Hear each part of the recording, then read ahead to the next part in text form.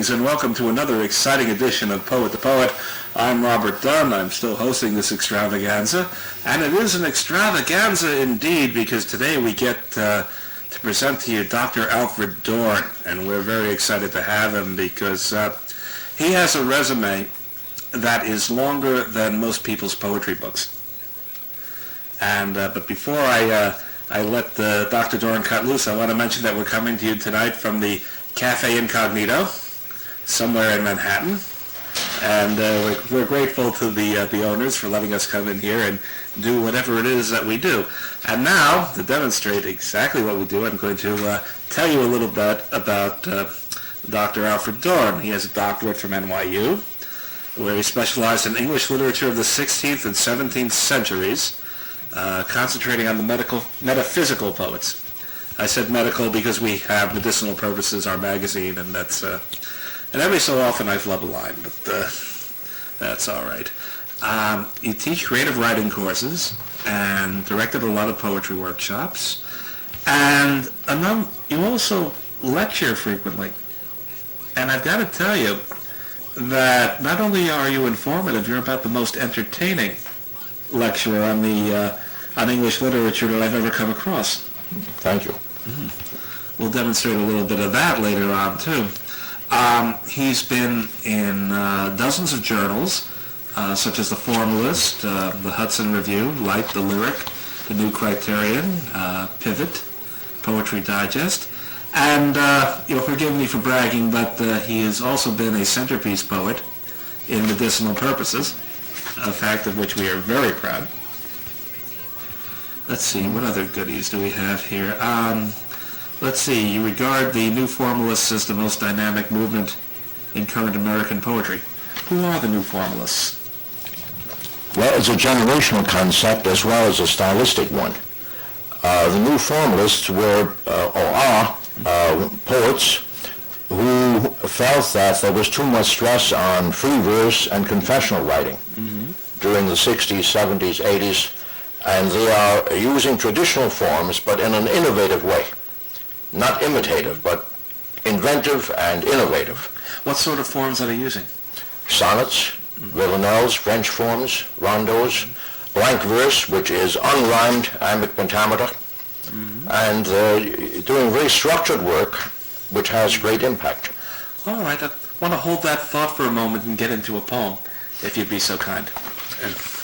Well, I'll read one sonnet in a form that I invented. I like the sonnet very much, both the Petrarchan sonnet and the Shakespearean sonnet, but here's a form I invented consisting of a sestet, a couplet, and another sestet. And it's called Ways of Reading. It's from my book From Cells to Mindspace. And here's the sonnet. Ways of Reading. The Bach toccata or the Schubert song, which a rehearsing instrumentalist will scrutinize with a proofreader's care till memorized, escapes the page. We are wrong if we imagine music to exist as anything but architectured air. Mute as the pegs that punctuate clotheslines, notes grip the staff. They are not things, but signs. It's much the same with poems. They too need a liberating ear to lift the word from the forgetful silence of the page, who skims a Shakespeare passage at eye speed, locks Shakespeare in a soundproof room backstage. Poetry stays unread when left unheard. Now, I must admit that a lot of people have offered to lock me in a soundproof room, but I always manage to escape somehow. You've written a great many sonnets, as I've Yes, about 100. Here. About 100. And are most of them in your favorite version? No. Many Shakespearean sonnets, many in the Petrarchan or Italian form, and some in the form I invented. All right. I just want to, in case there are any newcomers taking notes, that the Dorn sonnet, if we can address it as such, the sextet is a 6-line stanza, then a 2-line couplet, and another sestet. Ah, yes. Chicken couplets or... No, just a middle couplet. All right. When you teach a workshop, do you start the students off with a sonnet? No. I would start them off with, let's say, actually writing syllabic verse, like the tanka, Yeah. A Japanese form, an unrhymed form, where you only count syllables. You're not concerned with feet, but you're concerned with syllables. And that way they get a sense of structuring the line by syllables. And that's much easier to do than do it by feet. So we start with something simpler, and then work up to the more complex. And for the record, the tanka has 5 lines. 5 lines, 5, 7, 5, 7, 7. 5 syllables in the first, 7 in the second, 5 in the third, and the last 2, 7 each. I generally use a poker metaphor for that. I tell people it's a full house. 7s over 5s. Well, I like a form called the samonka, which consists of 2 tankas. And there's white space between them, and it's like 2 voices coming in. The one voice in the first tanka and an answering voice in the second tanka. It's called a samonka. It's a nice form. I'll have to look that one up because I usually give that to my students, let's say, the early part of a workshop. And this way they get the sense of structure for the line. and it correct me if I'm wrong, but the haiku derived from the tanka. No, the haiku is much earlier and is simpler. Is It's it? 3 lines, 5, 7, 5. It's much shorter. I find it too restrictive. I like the tanka and I like the samonka much more because it gives you more space, more room, more syllables. I could think of another people who I would wish would concentrate on tankas and whatnot. I mean, why use 5 lines when you can do 4 pages? Well, if you learn how to say as much as you can in 5 lines, you'll do better work when you write 4 pages. Hear, hear. Because compression is the essence of poetry. The intensity of poetry comes partly from compression. And with that in mind, can I coax another poem out of you? Oh, yes, in fact, a very short one, kind of comic poem from Voices from Rooms, and it's a quatrain, a rhymed quatrain, about someone I did not like. It's called A Gossip. Anybody I know? No, I don't think so. A gossip.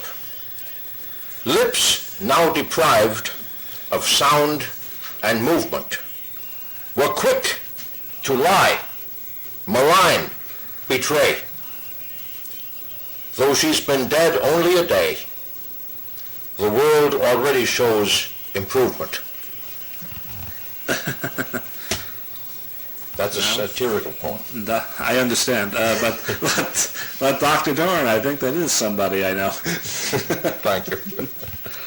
All right, and that was a tanka then. That was a quatrain. A quatrain. Oh, pardon me. A satirical poem. Okay. And should I read a series one now? Oh, sure. Here is a sonnet. It's a Shakespearean sonnet, 3 quatrains and a couplet, called In Simultaneous Rooms. And it has a reference to a poem by Rossetti in which it describes a sonnet as being a moment's monument. So I worked that into the poem in some way. In simultaneous rooms, things going on in rooms while you're reading this poem. That's the idea behind the poem. In simultaneous rooms. How many doors open? How many close? While your eye skims this moment's monument. Hold up in a slumlord's apartment house. An old man dies, alone, irrelevant.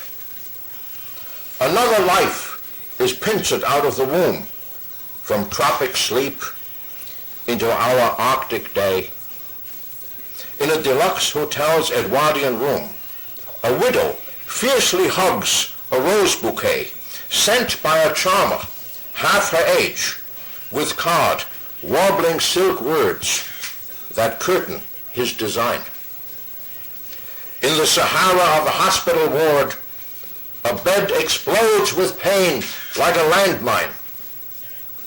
And meanwhile, the galaxy, that spiral ear, carrying us through darkness, does not hear.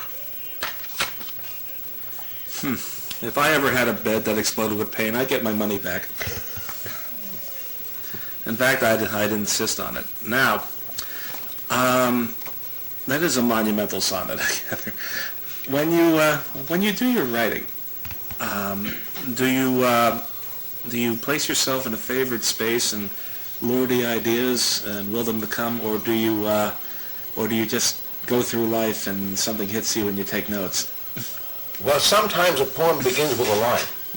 And that line can come anywhere. It can come in a restaurant, it can come in the subway, it can come at home, or when you're taking a walk. And then if the line is evocative enough and interesting enough, I might build a whole poem around it. Then comes the question of what form to use to make that poem come alive. Sometimes a form can kill a poem, and sometimes it can enhance it. It depends upon how that form is used, and how it takes a long time to learn when a form will work. So I can't say I have a special way of composing. I do like to get ideas for poems when I'm taking a walk, very often. How's your lion, by the way? Oh, pretty good. I have a full-grown stuffed lion in my living room that I bought 30 years ago from a big game hunter. Ah. And I do, but I myself would never shoot a lion. I'm a great cat person. I love cats, and I'd like to read a poem about a cat. Okay, but I'll bet that lion scares a lot of prowlers. He does what? Scares a lot of prowlers. Oh yes, and visitors too. This is called To a Bachelor, about to acquire his first cat.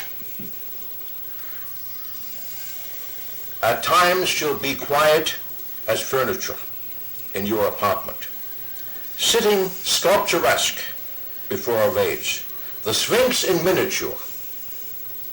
Next moment, she will pounce on the writing desk, capering till your papers flap to the rug. With rosebud feet, she'll knead your chest and throat, comfort your stubbled chin with a velvet hug. Yet, in her secret core, remain remote. She's Egypt's temple cat, pampered by priests of Bast, goddess, part woman, and part cat. Cradle her on your lap, this queen of beasts, owned, not possessed.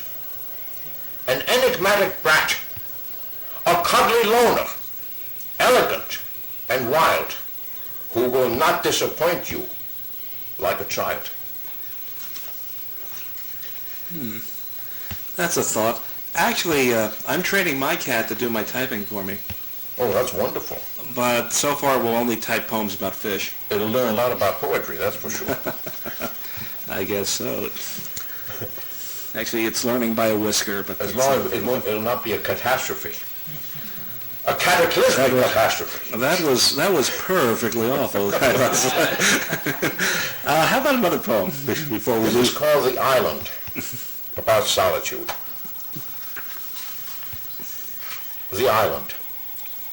It's a poem in quatrains, 4 quatrains, 16 lines.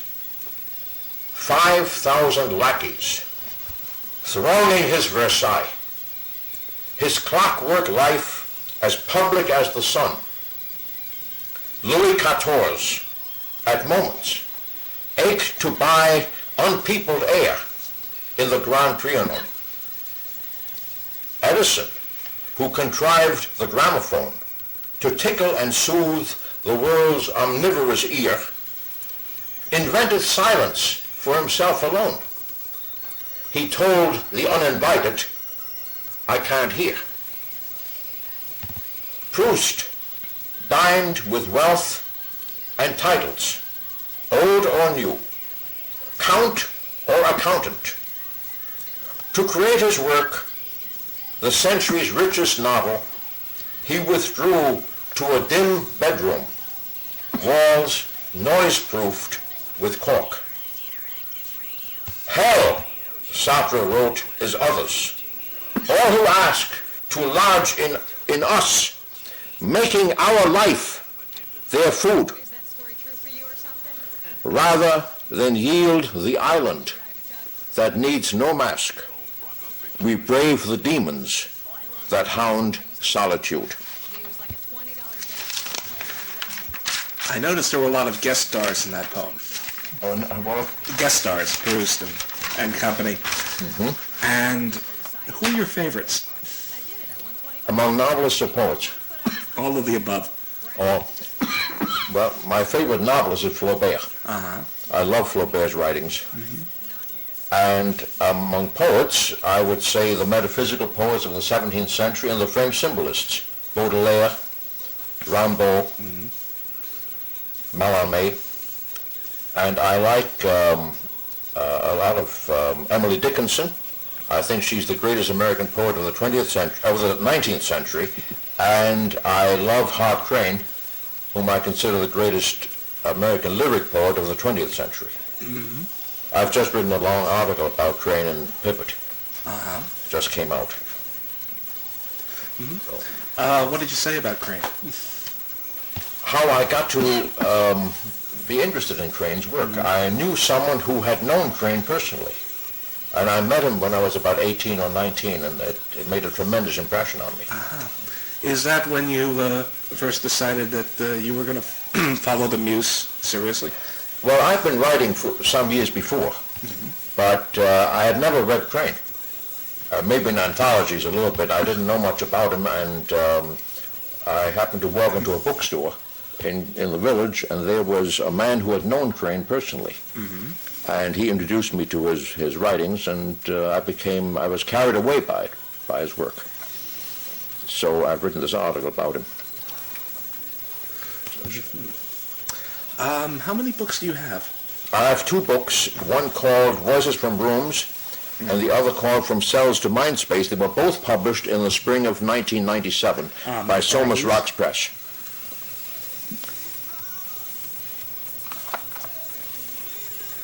Just giving everybody a chance to see what the books are, so they can run out and find them. Hopefully. Well, it never hurts. How about another poem? There's a poem that is not in the books, but it was published in Orbis and won a Cash Award a couple of years ago. It's called Archaeopteryx. There's no Archaeopteryx was this kind of freakish reptile that became a bird. It's the ancestor of all birds. But it was a grotesque creature. It was half snake and half bird. And the reptiles must have been astonished by it. What is this thing doing among our respectable reptiles? And they never let him back in the clubs or anything. They wouldn't be right. So I wrote this poem about this freak, out of which all these wonderful birds came. So the poem is called Archaeopteryx. A sonnet, a Petrarchan sonnet, Italian sonnet. Archaeopteryx. What was the sound you made? Hiss, cackle, shriek? Nothing like you had ever been seen or heard in the primordial swamp. You were a bird, your feathers argued, yet you seemed half snake, deformed by wings. Had wings been a mistake that weighed you down, you would have disappeared. You were, as reptiles, large and small concurred, the Mesozoic's quintessential freak. Creature undrawn, undreamed by Audubon. Within your eggs waited the nightingale and lark, until all dinosaurs were gone. The peacock, with its eyes of Argus tail, and that white solitude of lakes, the swan. In you, their future slept. You did not fail. Now, it's entirely possible that before he figured out what to do with the wings, it might have been just for show. There are a number of frilled lizards floating around still. I gather you didn't do on-the-spot research for that one. I did some research on it, yes. I got the idea of writing about an Archaeopteryx because I was fascinated by a reptile that became a bird.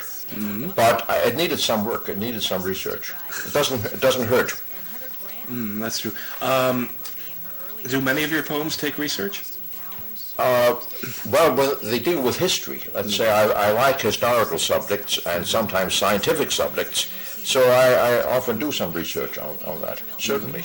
And then you get ideas by doing research. Hey, can you give us a poem along those lines? Another poem. Well... or have you got something else in mind? Well, I think I'll read this poem called Revelation at the Kitchen Table, which did involve a certain amount of research with a magnifying glass. Reading the labels in the This is from Pivot magazine, and it's called Revelation at the Kitchen Table. It's a sonnet. And again, a sonnet in that form that I invented with the sestet, the couplet, and the other sestet. I wanted my coffee sweetened, so I raised the Chinese bowl's peaked hat, and there you were, though I will never know how you got in.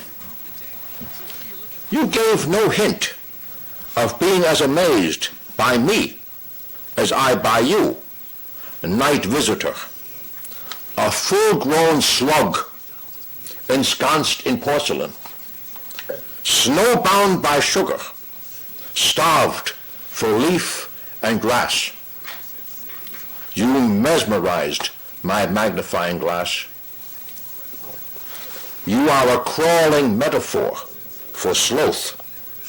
Most people would flush to oblivion, but I found pattern that echoed stripes of both tiger and zebra, though more subtly drawn. Should I have drowned what the half-seeing loathe? I dropped you gently on a neighbor's lawn. If I had found a slug in my sugar bowl, I think I would have been rather flushed myself. And well, I was amazed. And this was a true story, and it was able to survive all that? Well, I did drop it on a neighbor's lawn, but I did use a magnifying glass, and I found the thing beautiful. I think you may have developed the world's first diabetic slug. I tried to give it immortality. Okay. What else have you given immortality lately? Well, here's a requiem about a nose. Now, we all have noses. True. And some people don't like the fact that they have a long nose or a large nose or a wide nose. And this is a poem about someone who was unhappy with her Roman nose. Oh dear, I'm very attached to mine, you know. And it's called Requiem for a Nose. Now, the Villanelle is a very intricate French form with some lines repeated in a mathematical sequence. Requiem for a Nose. She paid high fees to get herself defaced, to look more like my friends. Why did she do it? What nose could match the one that she erased? Aquiline as a Roman arch, it graced her Tuscan profile. Several artists drew it. She paid high fees. To get herself defaced, she overruled sage counsel and good taste. Her nose was nature's bounty, but she blew it. What nose could match the one that she erased to purchase fool's approval? In blind haste, she chucked Roman for pug, and she will rue it. She paid high fees to get herself defaced. My requiem honors what she replaced with an anonymous lump. Made boyfriends boo it. What nose could match the one that she erased? But since the new one is not made of paste or putty like a clown's, none can unglue it. She paid high fees to get herself defaced. what nose could match the one that she erased? I feel for that nose. I honestly feel for that nose. This is a strange question to ask someone of your accomplishments, but do you have any unfulfilled ambitions? To write more poetry. That's my great ambition. Ah. And perhaps do some more traveling and more studying. The main thing is to keep expanding one's consciousness, one's awareness. And there's no limit to it. Then one never gets bored. In your travels, is there one place that you found that's been more inspirational for your poetry than anywhere else? I would say Italy. Italy is my favorite country. And I love the Renaissance. I love that whole milieu of Italian Renaissance. And of course, France is also a marvelous country. So I've done quite some traveling, and it all helps. You know, that doesn't surprise me in the least when you consider the number of forms that have come from Italy and France. Yeah. And sonnets and villanelles and sestinas and whatnot. Dr. Alfred Dorn, I want to thank you for coming on Poet to Poet. It has been a true honor for us, and don't forget to seek out his books, From Cells to Mindspace, and Voices from Rooms. And if he's lecturing in your neighborhood, make sure that you catch his act, because you'll come away tremendously enriched. And thank you for watching.